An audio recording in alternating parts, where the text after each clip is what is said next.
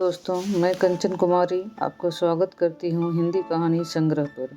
आज फिर एक महत्वपूर्ण कहानी आपके लिए लेकर आई हूँ, जो मुंशी प्रेमचंद द्वारा ही रचित कहानी है, घास वाली, जिसमें एक निम्न वर्गीय महिला की विडंबना को दर्शाया गया है और इस कहानी को 6 भागों में विभाजित किया गया है। आज कहानी का पहला भाग शुरू करने जा रही हूँ। घास वाली का पहला भाग है। हरी हरी घास का गट्ठा लेकर आई तो उसका गेहुआ रंग कुछ तमतमाया हुआ था और बड़ी बड़ी मंद भरी आंखों में शंका समाई हुई थी। महावीर ने उसका तमतमाया हुआ चेहरा देखकर पूछा, क्या है मुलिया, आज कैसा जी है? मुलिया ने कुछ जवाब ना दिया। उसकी आंखें डबडबा गई। महावीर ने समीप आकर पूछा, क्या है, बताती क्यों नहीं? किसी ने कुछ कहा है क्या? अम्मा ने डांटा है? क्यों इतनी उदास है? मुलिया ने शीशक कर कहा, कुछ नहीं। हुआ क्या है? अच्छी तो हूँ। महावीर ने मुलिया को सिर से पांव तक देखकर कहा, चुपचाप रोएगी, बताएगी नहीं? मुलिया ने बात टालकर कहा, कोई बात भी हो तो क्यों बताऊं? मुलिया इस ओसर में गुलाब का फूल थी। गेहुआ रंग था, हिरन सी किसी आंखें थी, नीचे खिंचा हुआ चिबुक, कपोलों पर हल्की लालिमा, बड़ी बड़ी नुकीली पलकें, आंखों में एक विचित्र आर्द्रता जिसमें एक स्पष्ट वेदना, एक मुख व्यथा झलकती रहती थी। मालूम नहीं चमारों के इस घर में यह अप्सरा कहाँ से आ गई थी। क्या उसका कोमल फूल सा गात इस योग था कि सर पर घास की टोकरी रखकर बेचने जाती? उस गांव में भी ऐसे लोग मौजूद थे जो उसके तलवे के नीचे आके बिछाते थे, उसकी एक चितवन के लिए तरसते थे। इनसे अगर वह एक शब्द भी बोलती तो निहाल हो जाते, लेकिन उसे आए साल भर से अधिक हो गया था। किसी ने उसे युवकों की तरफ ताकते या बातें करते नहीं देखा।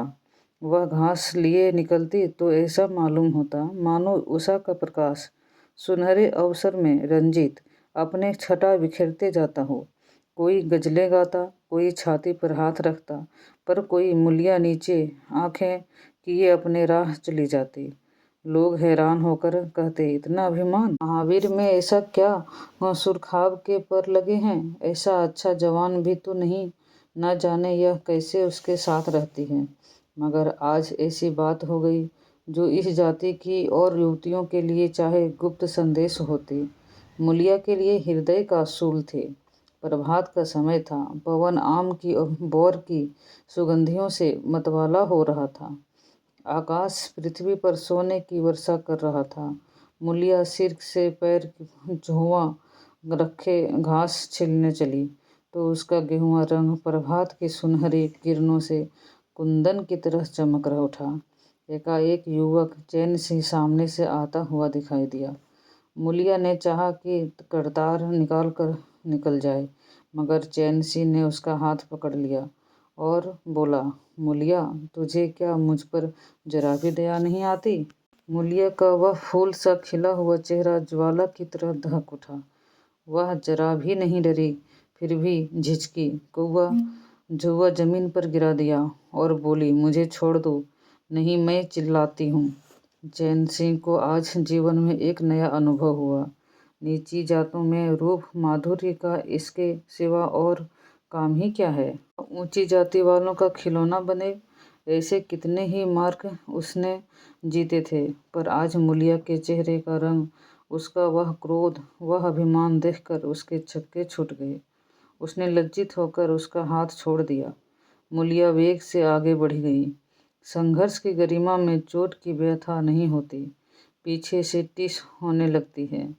मुलिया जब कुछ दूर निकल गई तो क्रोध और भय तथा अपनी बेकसी को अनुभव करके उसकी आंखों में आंसू भर आए। उसने कुछ देर जब्त किया, फिर सिसक सिसक कर रोने लगी। अगर वह इतना गरीब ना होती तो किसी की मजाल थी कि इस तरह उसका अपमान करता? वह रोती जाती थी और घास छिलती जाती थी। महावीर का क्रोध वह जानती थी। अगर उससे कह दे तो वह किस ठाकुर के खून का प्यासा हो जाएगा, फिर ना जाने क्या हो। इस ख्याल से उसके रोए खड़े हो गए। इसलिए उसने महावीर के प्रश्नों का उत्तर न दिया। दोस्तों, यह कहानी का पहला भाग यहीं समाप्त होता है। यह कहानी आपको कैसी लगी कमेंट में ज़रूर बताएं और चैनल को सब्सक्राइब करें। धन्यवाद।